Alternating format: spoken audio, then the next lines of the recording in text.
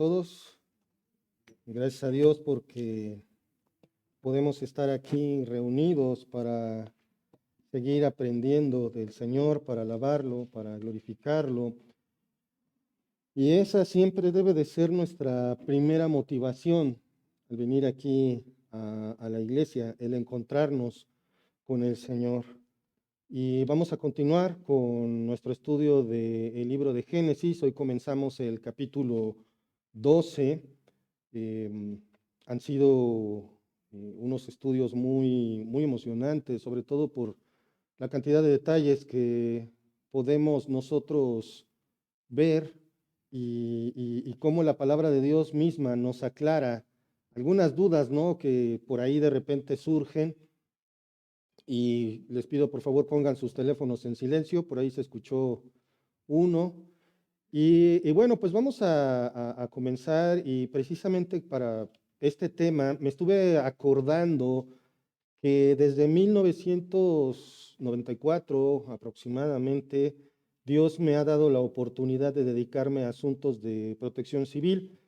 Y a lo largo de todos estos años, independientemente de todo lo que, gracias a Dios, he aprendido y todo lo que he visto, he aprendido una cosa muy importante que me ayudó sobre todo con mis pensamientos y mi corazón. No importan los tiempos, no importa la clase social, la comunidad, tipo de empresa u oficina de gobierno. No importa qué tan inmediata o inminente sea la amenaza, por lo menos en nuestro país, la prevención de riesgos solo es tomada en cuenta después de que un fenómeno perturbador azota alguna región del país. En otras palabras, todo mundo se ríe, todo mundo bromea, todo mundo dice, no es necesario hacer simulacros, ¿para qué no seas payaso? Y cosas por el estilo. Esa es la constante que yo he vivido desde 1994 hasta la fecha. Siempre se encuentra uno con esa forma de pensar. Y es cierto, hermanos, que nuestra sociedad, la sociedad mexicana, se caracteriza por un ánimo de apoyo a quienes resultan víctimas de alguna catástrofe. Sin embargo, la prevención de riesgos salva más vidas que la respuesta a un incidente. Tiembla y la gente, si hay destrucción, la gente sale corriendo a ayudar. Hay un huracán que azota las costas y la gente sale corriendo. Pero si hubiera prevención, si hiciéramos caso a lo que dicen los manuales de prevención y gestión de riesgos, la situación se minimizaría. Es más, las pérdidas económicas serían menores. Pero de alguna manera, como seres humanos, nos gusta jugar a Pedro y el lobo. Hasta que ya está el lobo, hasta que el niño está destrozado por el lobo, entonces es que vemos que hacemos caso de la amenaza.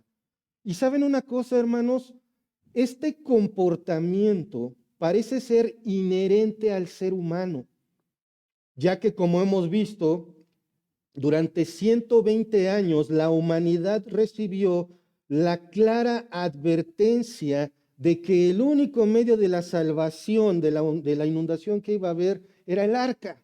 Durante 120 años que Noé estuvo trabajando, construyendo el arca, recuerdan, aparte estuvo predicando, fue pregonero de justicia y aparte estuvo criando a su familia, y en todo ese tiempo la humanidad recibió esa advertencia, la advertencia sobre que vendría un diluvio y con ello arrasaría con la vida de la tierra. El único medio de salvación era entrar al arca y no fue escuchado. Probablemente se burlaron de él, probablemente le dijeron, estás loco, ¿cuándo has visto que caiga agua del cielo?, etcétera. Como nadie había visto lo que iba a ocurrir, entonces por eso no va a pasar. Eso es una completa mentira. El único medio de salvación era entrar en el arca y sin embargo, como veremos, la incredulidad fue general. Sin embargo, recuerden esto es bien importante porque es algo que incluso aparece en la Biblia en el Nuevo Testamento, y es el negar que algo exista o decir que no ocurrirá no evita que esto pase o que sea una realidad. Porque ese es el pensamiento de muchos. Como nunca pasa, no va a pasar.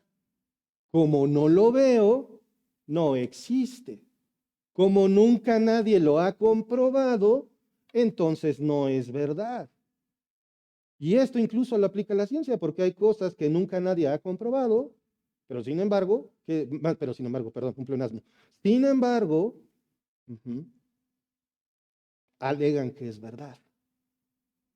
Entonces, todo esto quiero que lo veamos porque vamos a ver muchas cosas muy sorprendentes hoy y sobre todo vamos a ver que el Señor es soberano. Cada uno de nosotros, como lo he dicho en otras ocasiones, tenemos nuestro propio diluvio personal. Tenemos nuestro diluvio, nuestros dolores, nuestros sufrimientos, nuestras carencias, nuestras enfermedades. Todos lo tenemos.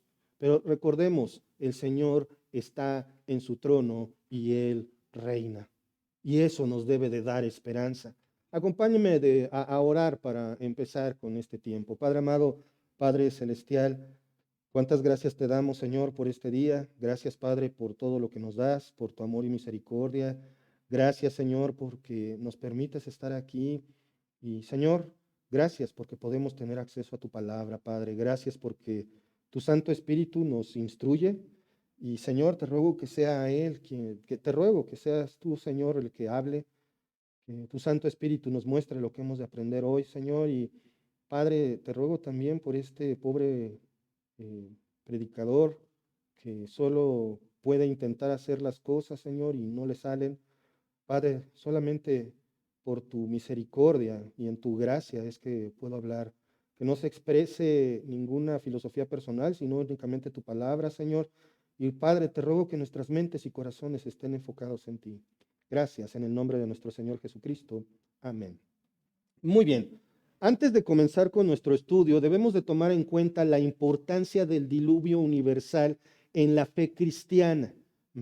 Y sobre todo también sobre la historia del mundo, en particular cuando la filosofía uniformista se opone a este hecho. Y la filosofía uniformista básicamente es la que rige cómo es que se estudia la antropología y sobre todo la geología. Ahora, ¿qué es el uniformismo? El uniformismo es la suposición de que las mismas leyes, y observen, yo no le puse la palabra suposición, esa está en su definición de lo que es el uniformismo. Es la suposición de que las mismas leyes y procesos naturales que operan en las observaciones científicas actuales siempre han operado en el universo, en el pasado, y se aplican a todo el universo. En otras palabras, si hoy ves que hay un proceso, entonces siempre ha ocurrido así. Pero es solo una suposición. Continúo con la definición. Aunque un postulado no comprobable que no puede verificarse utilizando el método científico, es decir, el uniformismo, este ha sido el primer principio clave que prácticamente todos los campos de la ciencia utilizan. ¿Se dan cuenta? Todos los campos de la ciencia aceptan esta suposición, ya ni siquiera puedo decir este hecho, esta suposición de que las cosas siempre han sido como son hoy. Inclusive el evolucionismo niega al uniformismo. ¿Por qué? Porque el evolucionismo dice que nuestro planeta tiene no sé cuántos cientos de miles de millones de años. Y los procesos geológicos siempre fueron diferentes. Pero el uniformismo dice que todo ha sido como hasta ahora y es lo que la ciencia acepta en su mayoría. Y esto sin hacer uso del método científico. Ahora, ¿por qué me enfoco en esto? Porque el uniformismo se opone rotundamente al catastrofismo. O sea, el hecho de que una catástrofe modificó por completo la Tierra y básicamente en menos de un año la Tierra cambió por completo y es como hoy la conocemos. O sea, de golpe. Y es un hecho que no se va a repetir. El uniformismo niega esto. Y como les decía, esto no es nuevo. Quiero que por favor me acompañen en sus Biblias a la segunda carta de Pedro. Y vamos a estar ahí un ratito. Segunda de Pedro, capítulo 3, versículos 3 y 4. ¿Ya lo tienen? Segunda de Pedro 3, versículos 3 y 4. Observen esto. Dice la palabra del Señor. Sabiendo primero esto, que en los postreros días vendrán burladores, andando según sus propias concupiscencias y diciendo, ¿dónde está la promesa de su advenimiento? Porque desde el día que los padres durmieron, todas las cosas permanecen así como desde el principio de la creación. ¿Se dan cuenta? Es exactamente el postulado del uniformismo. El mundo no cambia, el mundo sigue igual. Y quiero que veamos el concepto el contexto de esto. Pedro está hablando de que el Señor va a regresar. Y esa es la esperanza. Y por eso es que también el diluvio es tan importante para la fe cristiana. ¿Por qué? Porque sabemos de antemano que en un punto de la historia Dios ya destruyó todo con agua. Y esto va a volver a ocurrir. Porque si negamos el diluvio, entonces esa destrucción mundial no ocurrió y por lo tanto la siguiente no tiene por qué ocurrir, porque siempre para la próxima destrucción se utiliza como ejemplo el diluvio. Entonces, nosotros vemos aquí que Pedro menciona burladores. Estos son personas que de manera completamente intencional se burlan de Dios, se burlan de lo que dice su palabra. Estos burladores tienen el corazón vano. No importa lo que les digas acerca de Dios, les causa comezón en el oído y por eso no existe, no sirve, no es cierto. Esos burladores, ¿qué dicen? Versículo 4. ¿Dónde está la promesa de su advenimiento? En otras palabras, ¿no que el Señor va a venir? Yo he escuchado muchas veces eso. Tiene como 2000 años, no ha venido. ¿Por qué va a venir? Es más, Dios no existe, etcétera, un montón de cosas. Y continúa esto, porque desde el día en que los padres durmieron, es decir, desde que nuestros antepasados se murieron, las cosas permanecen así, como desde el principio de la creación. Pedro está mencionando la negación del diluvio. No es nada nuevo. Vamos por favor a segunda de Pedro capítulo 3, pero un poquito más adelante, versículos 5 al 7, lo que sigue. Estos, ¿quiénes? Los burladores. Estos ignoran voluntariamente. Me encanta esta combinación de palabras. Ahorita vamos a regresar. Estos ignoran voluntariamente que en el tiempo antiguo fueron hechos por la palabra de Dios los cielos y también la tierra, que proviene del agua y por el agua subsiste, por lo cual el mundo de entonces pereció anegado en agua, pero los cielos y la tierra que existen ahora están reservados por la misma palabra, guardados para el fuego en el día del juicio y de la perdición de los hombres impíos. Me regreso al versículo 5. Estos se ignoran voluntariamente. Estas dos palabras dicen una realidad increíble. Ignorar algo, ¿qué significa? Pues que no sabes que existe, no sabes qué es. La ignorancia es falta de conocimiento. Pero estos ignoran voluntariamente. Todos los que escuchan la palabra del Señor y deciden burlarse, deciden ignorarla, deciden decir que no al Evangelio, deciden pensar que lo que están haciendo en su vida es mejor que cualquier cosa que Dios les pueda ofrecer, están ignorando voluntariamente. Y esto es más común de lo que nos parece. Ujú. Recordemos que la Biblia dice bien claro, no hay quien busque a Dios, no hay quien haga lo bueno, no hay ni siquiera uno. ¿Qué significa? Que todos esos están ignorando voluntariamente.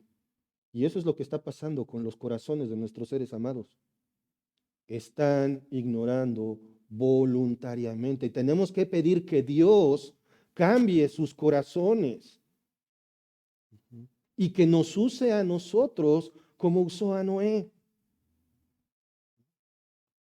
Negar algo no significa que no sea verdadero. Otra vez, por 120 años Noé predicó el mensaje de arrepentimiento a sus contemporáneos. ¿Cuánto tiempo le has pedido a Dios por un familiar tuyo y cuánto tiempo le has compartido el Evangelio? No creo que le podamos ganar a Noé.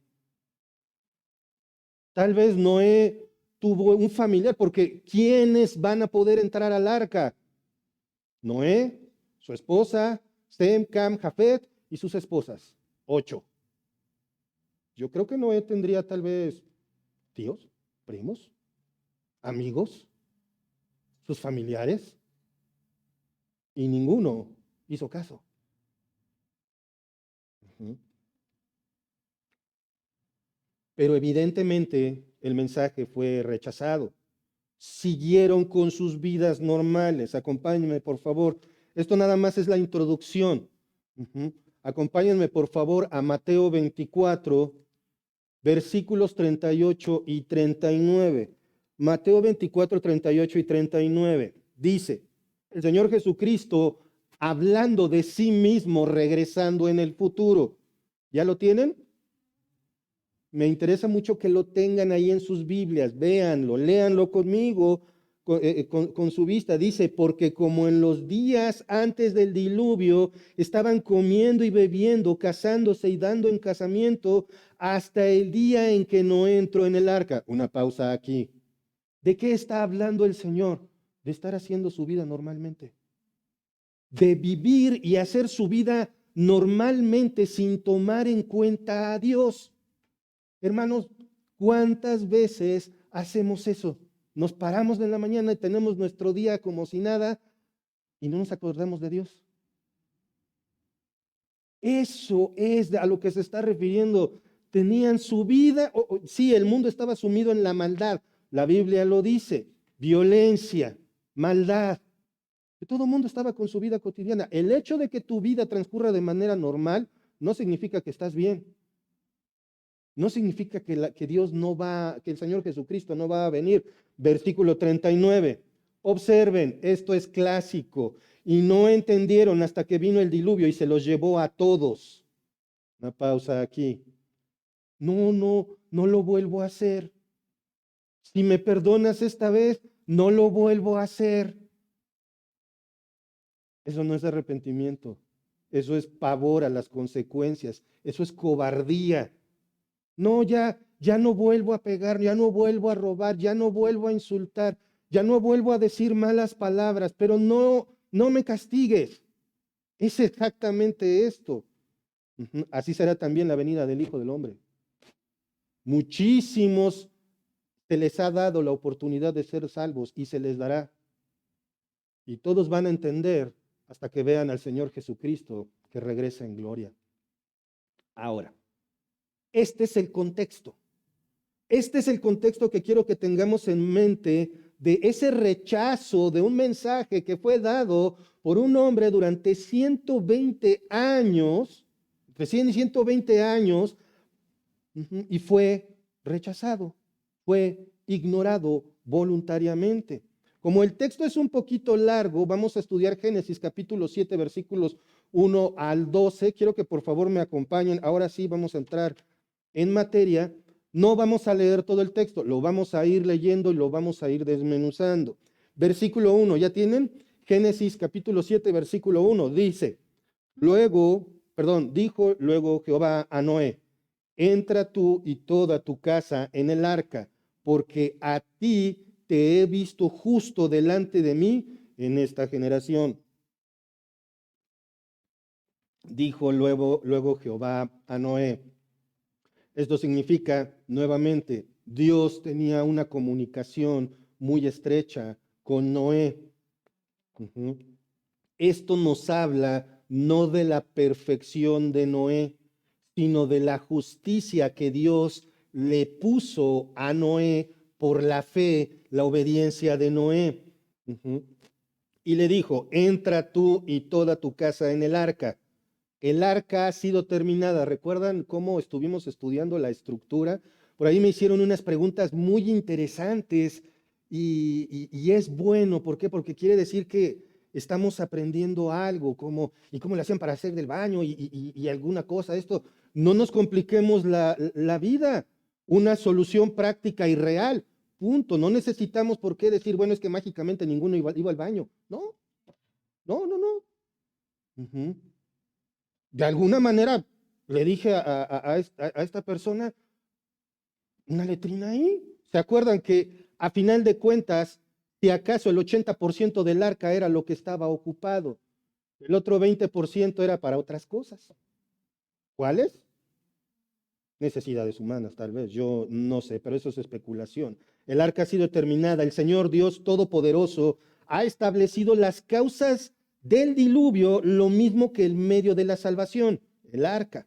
Ahora ha llegado el tiempo de que se ejecute la sentencia, lo que nos muestra que el diluvio es una orden judicial. La situación del diluvio es una situación judicial. Por lo tanto, así como los culpables se ahogarían, los justificados se salvarían entrando a la enorme caja que había sido construida. Pero todos entraron por justificación personal. Recuerdan que por ahí cometí ese error. Quiero seguirlo corrigiendo. Todos entraron por justificación personal. Lo mismo hoy. Por favor, en sus Biblias, Juan 1:12, muy conocido por todos ustedes, que dice, mas a todos a los que le recibieron, a los que creen en su nombre, les dio potestad de ser hechos hijos de Dios. La fe en Jesucristo es lo único que justifica. Y observen cómo dice el texto, mas a todos los que le recibieron, es decir, cada uno de los que creen de manera individual. Eso es lo que significa. La fe es para salvación. La fe es en Cristo. Su venida como Dios que se hizo hombre. Esto es lo que debes de creer. Que vino como Dios, que tomó forma de hombre. Tienes que creer en su vida perfecta, su muerte en la cruz pagando nuestros pecados y su resurrección al tercer día. Dios mismo dice esto más adelante. ¿Por qué va a entrar Noé al arca? Te he visto justo delante de mí en esta generación. Hermanos, eso constituye un sueño para su servidor. Que Dios me vea justo. Sí, soy justificado por la fe en Cristo, igual que tú, igual que cualquiera de los que nos llamamos cristianos. Ujú. No se trata de que eres agradable a Dios por tu linda cara. Se trata de que eres agradable a Dios. Somos agradables a Dios porque la justicia de Cristo nos fue imputada. Cuando el Señor Dios nos ve a Jesucristo en nosotros. Y para pagar el precio del pecado, ¿qué puso en Cristo? Todos nuestros pecados. Entonces el Señor puso como objetivo, como único objetivo de su castigo, a su propio Hijo. Te he visto justo delante de mí en esta generación, no impecable, no perfecto, pero su fe le imputa la perfección de Dios mismo y esto lo hace obediente, hermano. Esa es la marca de un cristiano verdadero. La obediencia a la palabra de Dios, la reverencia al Señor. No necesitas más prueba. ¿Cómo sé si soy salvo? ¿Obedeces a Dios? No te lo imagines. Analízate. ¿Obedeces a Dios? Si la respuesta franca es no, arrepiéntete y pon tu fe en el Señor Jesucristo. Nunca es tarde para arrepentirse, a menos que pase lo que vamos a ver a continuación. La recompensa de Noé y su familia, ¿cuál es? Sobrevivir. Sobrevivir a la inundación. Versículos 2 y 3 del capítulo 7 de Génesis. Continúa el Señor. Perdón. Delante de mí en esta generación, recuerden, no se trata de las personas o de los hijos de Noé. No, se trata de toda la sociedad en ese entonces. Imaginen esto. De toda la población mundial en ese tiempo, que no eran 100 ni 200, eran muchísimos más, probablemente millones, solo uno es mencionado por Dios, por su fe, por su obediencia. Ahora, versículos 2 y 3. También de las, no, 2 y 3, estoy en el 3, perdón. De todo animal limpio tomarás 7 parejas, macho y su hembra, mas de los animales que no son limpios, una pareja, el macho y su hembra. También de las aves de los cielos, 7 parejas, macho y hembra, para conservar viva la especie sobre la faz de la tierra.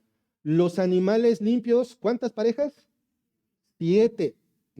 Los no limpios, una. Acerca de esto, los teólogos Kyle y Delight, son dos alemanes, no sé pronunciar bien sus apellidos, dicen, la distinción entre los animales limpios e impuros no se originó con Moisés. Y esto es algo bien interesante, hermanos. Voy a hacer una pausa en la cita. Porque, por ejemplo, ¿se acuerdan cómo sabía Caín y Abel que había que hacer sacrificio y compuesto de qué tenía que estar el sacrificio? ¿Se acuerdan ustedes? Bueno, lo voy a recordar. Cuando el Señor sorprende, bueno, no sorprende, cuando el Señor se acerca a Adán y Eva y les da la oportunidad de arrepentirse, preguntándoles, ¿qué hicieron después de que a regañadientes confiesan y se avientan la pelota uno al otro? El Señor los cubre, ¿recuerdan? ¿Se acuerdan de calafatear el arca? Cubre su pecado, cubre su vergüenza. Bueno, los vistió con ropas que realmente resistieran, porque Adán y Eva, ¿qué hicieron? Pues ponerse hojitas. Eso es una inutilidad.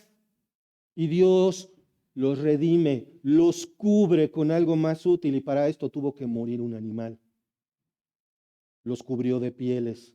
Por lo tanto, se asume que en ese momento probablemente Dios le enseñó a Adán su ley.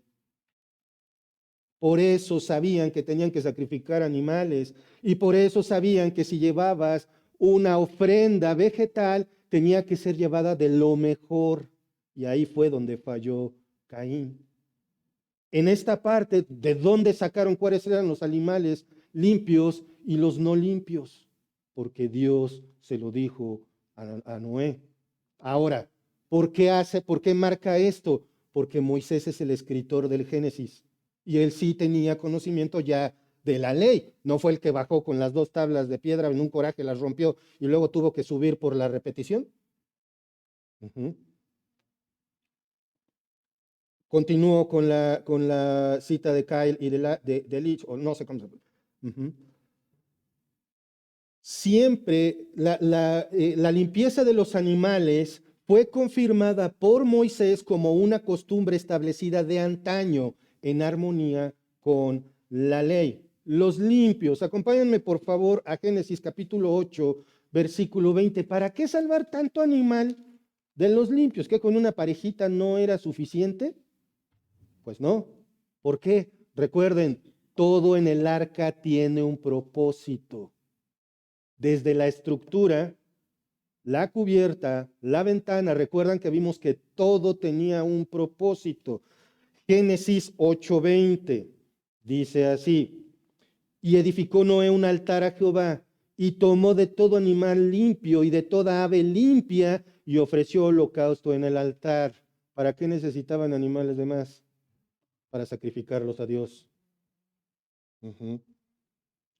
Por otro lado, el versículo, vamos a ver otra parte de esto en el versículo 3 del capítulo 9. Acompáñenme en Génesis 9:3.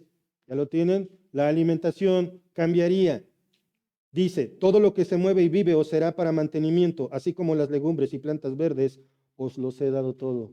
¿Para qué eran los animales limpios, además, para el sacrificio? Para comer. Necesitaban animales para la reproducción, pero también necesitaban animales para alimentación. Ya veremos más adelante esto del cambio de alimentación, ¿de acuerdo? Pero ahí está el propósito. Versículo 3 dice, Génesis 7:3, también de las aves de los cielos, 7 parejas, macho y hembra, para conservar viva la especie sobre la faz de la tierra. ¿Por qué era importante los limpios y no limpios? ¿Por qué meter los animales? Para conservar viva la especie sobre la faz de la tierra. Era necesario todo esto. Por lo tanto, debieron de ser más para reproducción y alimentación, también para reproducción, junto con Noé y su familia. ¿Cuántas parejas metió Dios al arca?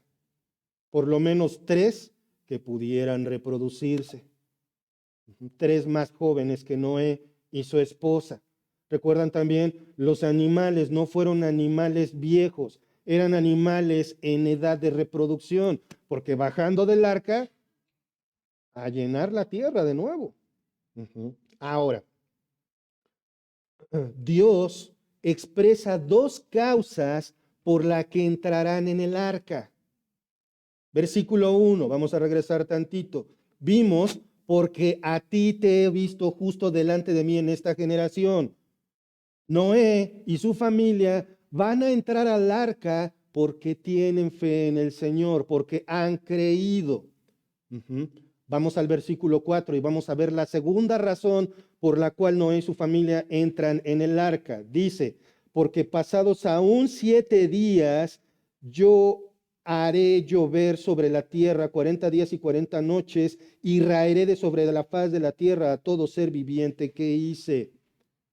Si bien no es posible determinar para qué son los 7 días, observen cómo dice, porque pasados aún 7 días, ya se habían cumplido los 120 años de la construcción del arca, 120 años de advertencia, 120 años de predicación. Y el Señor dice, les voy a dar todavía 7 días más. Eso es gracia sobre gracia. Observen, porque pasados aún 7 días. Eso es lo más probable a lo que se refieren estos días. La gracia de Dios se manifiesta aún en este momento crítico. Acompáñenme por favor otra vez a la segunda carta de Pedro, capítulo 3, versículo 9. Segunda de Pedro 3:9. ¿Ya la tienen?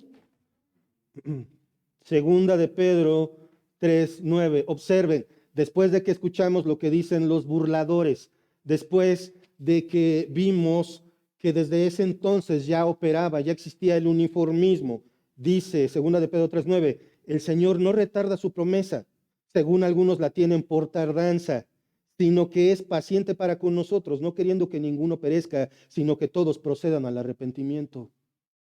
Todos estos miles de años, Dios está siendo paciente. Dios se esperó, observen esto, solo 120 años antes de soltar el diluvio. Solo 120 años. Después de la venida de Cristo van más de 2000 años. Que el Señor está siendo paciente para con la humanidad, esperando que todos procedan al arrepentimiento. Sin embargo, en su voluntad, en su soberanía, es un hecho que no todos van a responder tal y como en los días de Noé. Esta realidad es terrible. Piensen en todos esos nombres, en todas esas personas que amamos y no responden. El Señor da 7 días más. Tenemos que tener esperanza porque nuestras faltas son muchas. Sin embargo, su gracia es mayor. Y eso incluye mis pecados, los que sigo cometiendo, aún como hijo de Dios. Por otro lado, vemos ahí otra vez versículo 4, porque pasados aún 7 días, yo haré llover sobre la tierra 40 días y 40 noches. Esos 40 días y 40 noches es obvio. ¿Qué va a pasar en esos 40 días y 40 noches? Va a llover. Ujú. Yo haré llover. Observen la responsabilidad del Señor. Y esto es para aquellos que a fuerza quieren defender que Dios solo hace cosas que nos parecen buenas. ¿Quién se responsabiliza aquí de la inundación del mundo y la muerte de todo ser viviente que no está en el arca? Dios mismo se hace responsable. Él es el soberano de todo y por lo tanto Él puede hacer lo que quiera con todo. ¿De acuerdo? 40 días y 40 noches. Y raeré otra vez de manera personal. El Señor lo dice. Voy a exterminar. No va a aniquilar. Va a raer de sobre la faz de la tierra todo ser viviente que hice. Decían por ahí, la mamá puede decir, yo te traje al mundo y te puedo sacar de él. El Señor, nuestro Dios, dice, yo los hice, yo puedo exterminarlos. Esa es su autoridad, pero también su gracia. Aún 7 días les voy a dar. Estamos en ese periodo de la gracia, hermanos. No desperdicies tu vida cristiana. Nosotros no vamos a llegar a siquiera a los 120 años de predicación. No es hecho más de 600 de vida. Yo digo, si yo llego a los 80, va a ser mucho. Ya, bueno, ya hay médico, ya hay nutriólogo, ya hay mecánico dental, a lo mejor. Pero el punto es, hermanos, de todas maneras, aunque yo me cuidara, si el Señor establece que mañana me muero, mañana me muero, se acabó. Eso lo he visto y voy a hablar un poquito de otra área que me gusta mucho, que es la paramedicina, la atención prehospitalaria. Uno de los eventos por muerte cardíaca que más abundan es la fibrilación ventricular. ¿Qué es esto? Que el corazón en lugar de latir se agita y la persona cae. ¿Saben a quiénes les da más frecuentemente esto? Deportistas de alto rendimiento.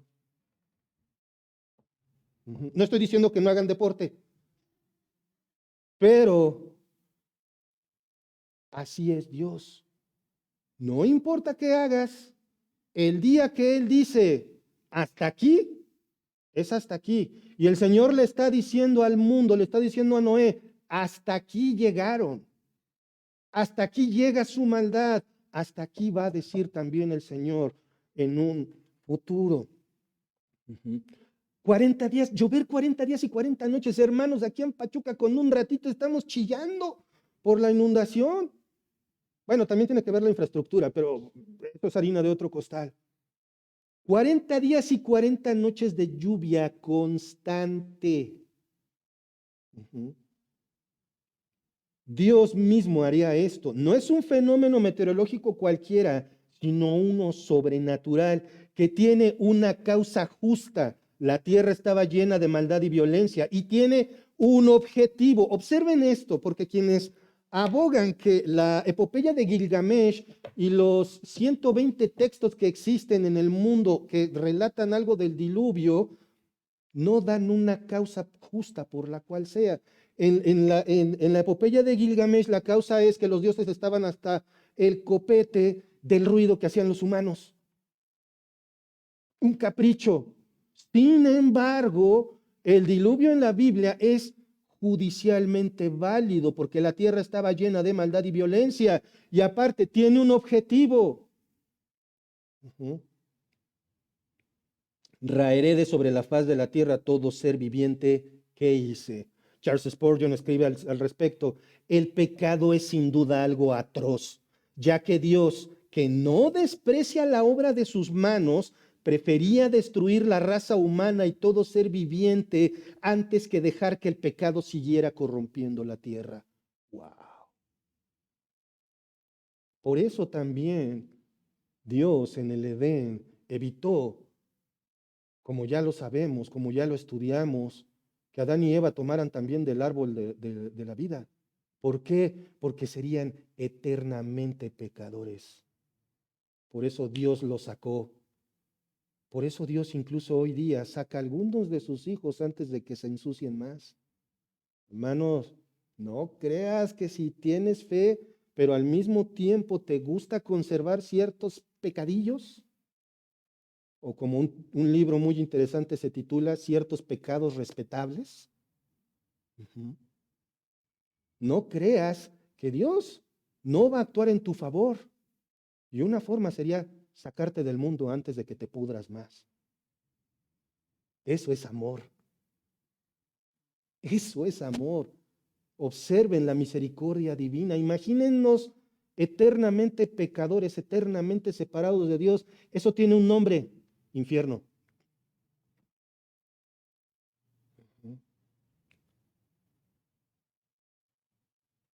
Vamos al versículo 5.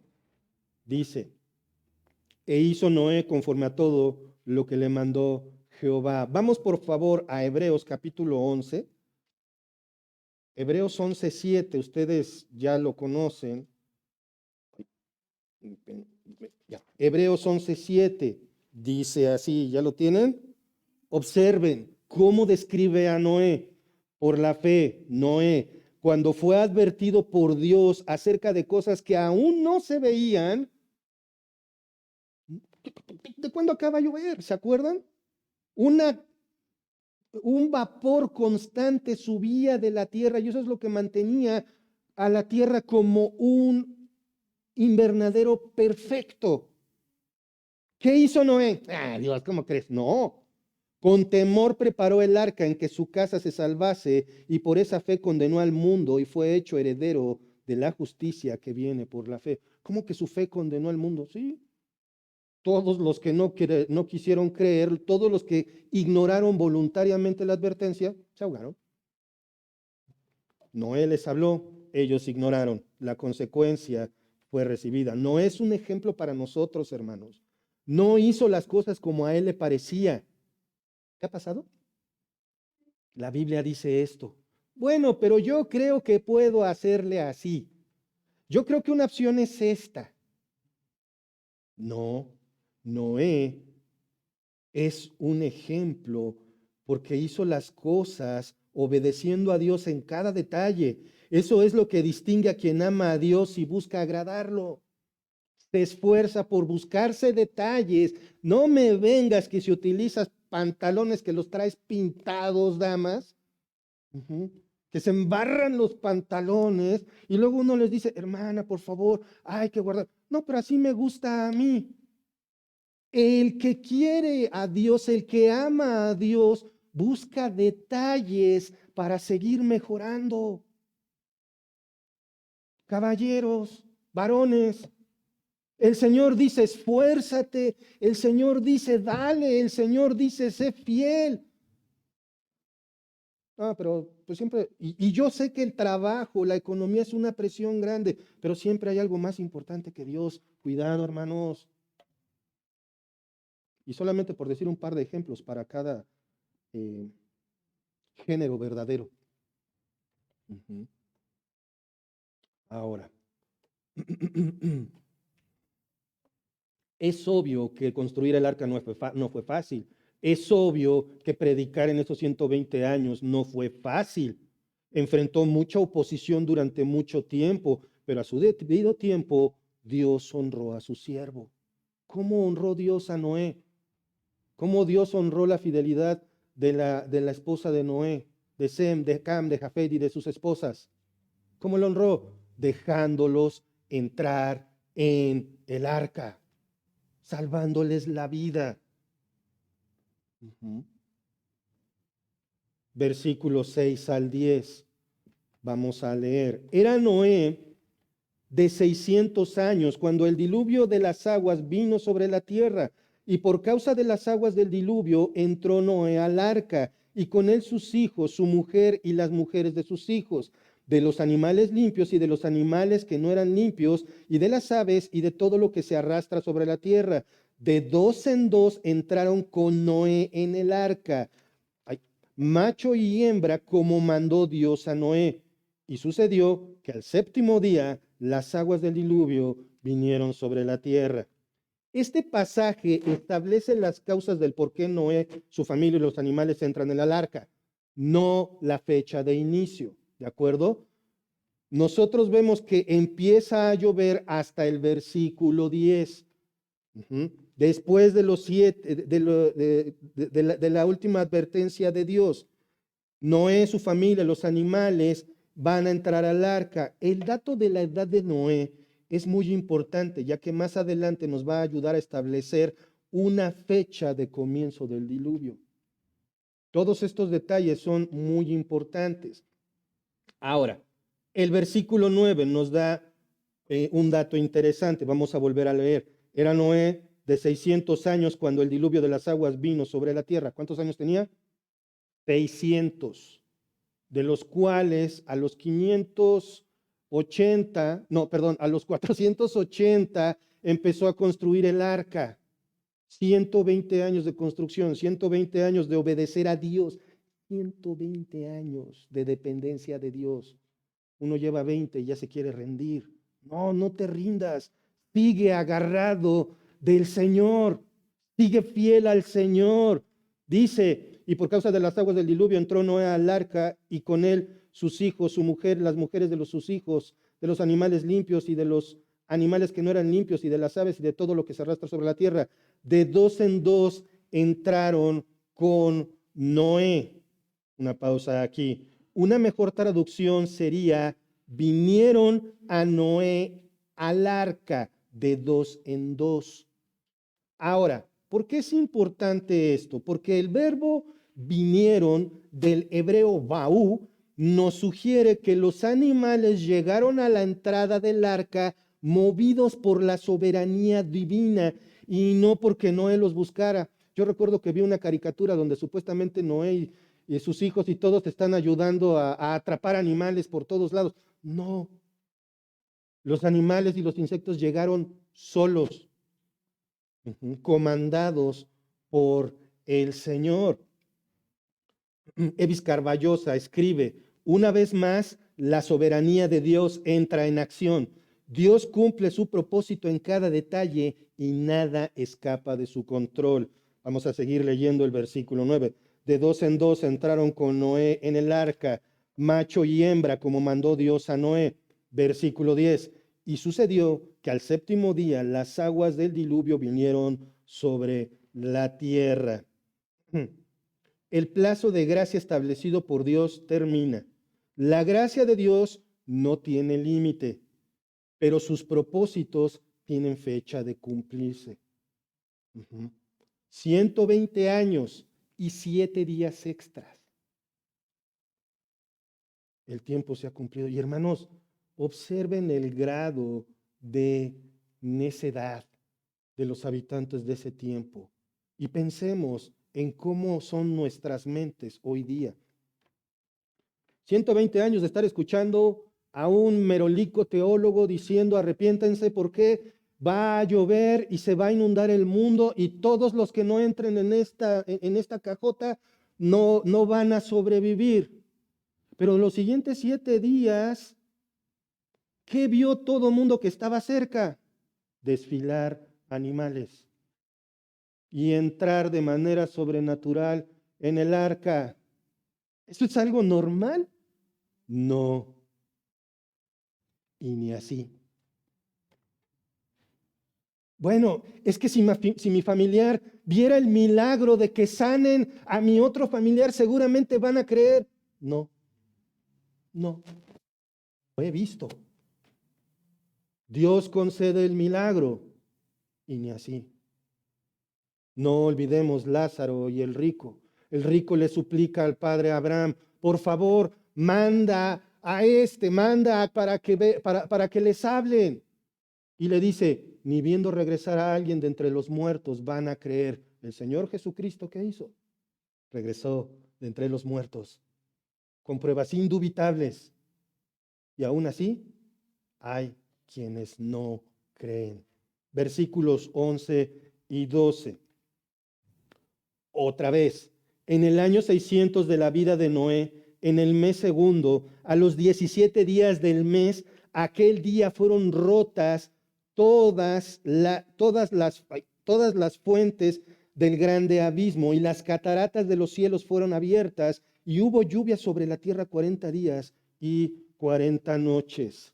Hermanos, este versículo nos ofrece fechas sorprendentemente precisas.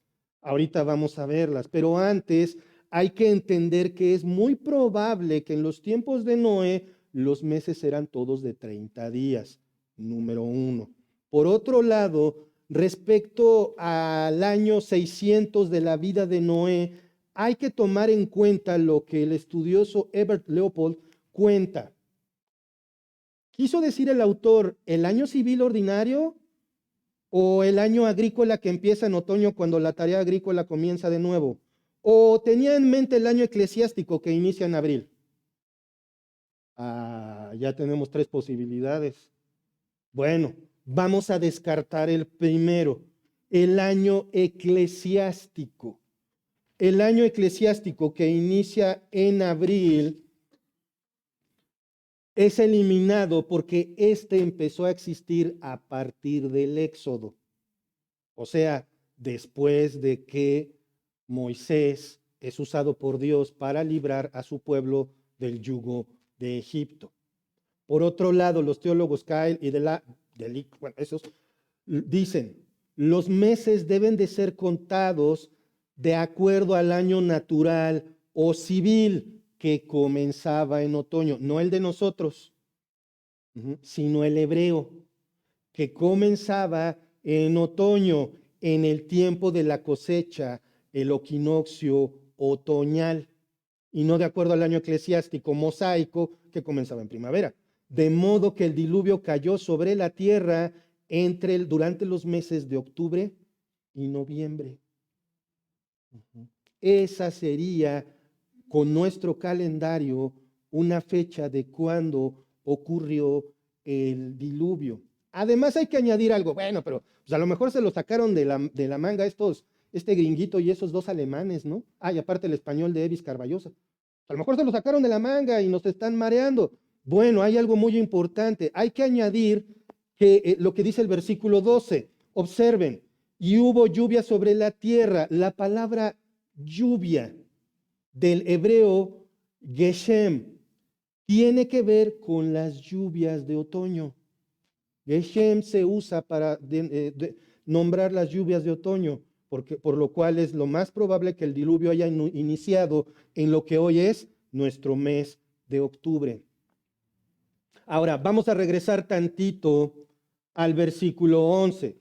Y en el año 600 de la vida de Noé, en el mes segundo, a los 17 días del mes, aquel día fueron rotas todas las fuentes del grande abismo y las cataratas de los cielos fueron abiertas. Observen esto. Aquí es donde el uniformismo es echado por tierra. ¿De qué manera ocurrió? ¿Acaso la tierra se inundó poquito a poquito? No. Observen. Aquel día fueron rotas todas las fuentes del grande abismo y las cataratas de los cielos fueron abiertas. Quiero que por favor me acompañen en sus Biblias a Génesis capítulo 1, versículos 6 y 7. ¿A qué se refiere con todas las fuentes del grande abismo? Génesis 1, versículos 6 y 7. Luego dijo Dios, haya expansión en medio de las aguas y separe las aguas de las aguas. E hizo Dios la expansión y separó las aguas que estaban debajo de la expansión de las aguas que estaban sobre la expansión, y fue así. Ustedes recuerdan cuando estudiamos esta parte, lo que Dios hizo fue meter agua debajo de la tierra y establecer que hubiera vapor en la atmósfera para mantener la humedad del mundo. Entonces podemos ver que el diluvio fue de proporciones cataclísmicas. ya que esto fue producido cuando las aguas que estaban en las entrañas de la tierra fueron violentamente liberadas. A eso es a lo que se refiere. Ahora, la lluvia es la condensación del vapor de agua. Digamos, se hace compacto y cae en forma de agua. Para esto se necesita calor. ¿Se pueden imaginar la probable cantidad de erupciones volcánicas que se dieron por este impulso, por este movimiento? ¿Se pueden imaginar el agua brotando del suelo para inundar la superficie? Recuerden, es un evento sobrenatural. Brota el agua, rompe el suelo, sale por los volcanes, expulsa más vapor de agua, probablemente más caliente, y entonces, ¿qué pasa? La combinación con el vapor más fresco de la atmósfera es como si cayeran lo que describe aquí. Génesis 2:6, quiero que me acompañen ahí, por favor. Génesis 2:6, lo del vapor. Sino que subía, nunca había llovido, sino que subía de la tierra un vapor, el cual regaba toda la faz de la tierra. Toda la faz de la tierra. No quiere decir que el vapor nada más estaba arriba. El vapor estaba por todos lados. Había, vamos a llamarle así, neblina permanente. Ajá. Esto nos lleva a algo que me gustó mucho, que lo escribió Henry Morris en su libro de Genesis Record. Cuando el momento determinado por Dios llegó, las aguas de la cubierta de vapor se condensaron y se precipitaron sobre la tierra, y las aguas del gran abismo brotaron. Esas dos acciones hicieron que toda la tierra fuera cubierta por una enorme cantidad de agua. Y estoy hablando de golpe, rápido. Y como ya lo había comentado, fin de la cita, como ya lo había comentado yo, esto ocurrió de manera abrupta, tan rápido que explicaría la extinción de ciertas especies animales. Por ejemplo, oye, ¿no que habían entrado todos? Ojo, todos los que Dios designó. Esa parte es importante de entender. Todas las especies animales fueron seleccionadas por Dios, pero no necesariamente, absolutamente todas las especies animales se salvaron. Tenemos el dato de extinciones masivas. Ahora, ¿en qué me baso? Bueno, ¿han escuchado de los mamuts encontrados en Siberia? Un adulto y un bebé. Esos mamuts encontrados en Siberia, el adulto tenía comida en su estómago y la cría, llamada cariñosamente liuba, fue encontrado con leche materna en su estómago y materia fecal en sus intestinos. Yo sé que están pensando en el congelamiento, porque por ahí viene también la era glaciar y todo eso. Espérenme tantito, ahorita vamos para allá. En Canadá, un mamut también fue encontrado con alimento semidigerido en su estómago. Ahora, su estado de conservación no es el de congelamiento súbito. Eso es algo que hay que ver. El estado físico de estos animales encontrados no es de un congelamiento súbito, sino de cierto deterioro que se explicaría con su ahogamiento y hundimiento bajo las capas y capas de lodos. De ahí que midan las eras geológicas con ciertas capas. Imagínense el cataclismo mundial que ocurrió durante el diluvio. Por otro lado, esto también podría explicar la extinción de los dinosaurios.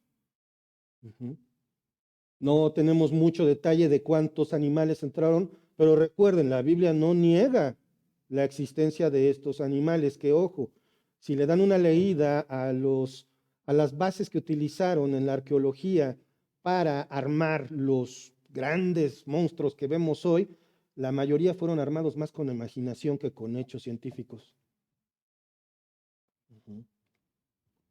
Y sobre todo no se basen en Jurassic Park.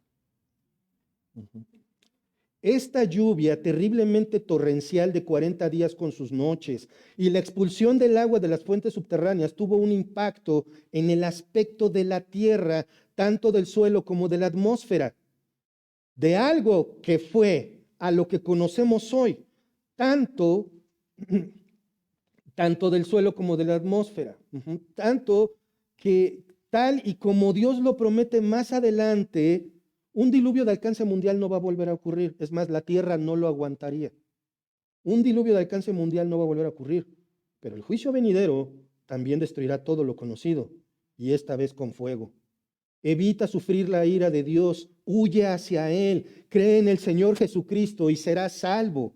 Todos estos detalles, hermanos, ponen en evidencia que la gracia de Dios es grande, pero no debemos abusar de ella. Somos salvos por la fe en Cristo y eso debe llevarnos naturalmente a la obediencia. Tomemos el ejemplo de Noé. No pensemos o creamos que somos obedientes porque ya vine el domingo. Lunes, martes, miércoles, jueves, viernes y sábado, Dios sigue estando ahí. Dios nos sigue observando y Dios sigue esperando de ti y de mí obediencia las 24 horas del día. No descanses en tu salvación. No sea que por no competir como debes, seas hallado descalificado. Vamos a orar. Padre amado, Padre celestial, gracias Señor por tu palabra. Gracias Señor porque a través del ejemplo del arca, del diluvio, Señor, aún en esto vemos gracias. 120 años diste y aún una semana más, Señor. Padre, eres maravilloso, eres bondadoso, eres paciente, Señor. Te ruego, Padre, que tú hagas en nosotros crecer ese sentimiento de imitar primeramente al Señor Jesucristo y el ejemplo humano de Noé, de todos esos siervos que hemos visto en las Escrituras, que no importando nada, Señor, prefirieron obedecerte.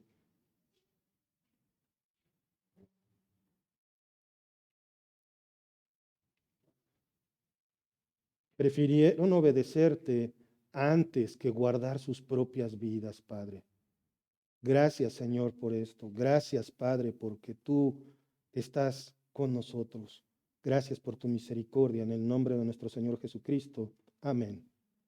Muchísimas gracias, hermanos. Que Dios los bendiga.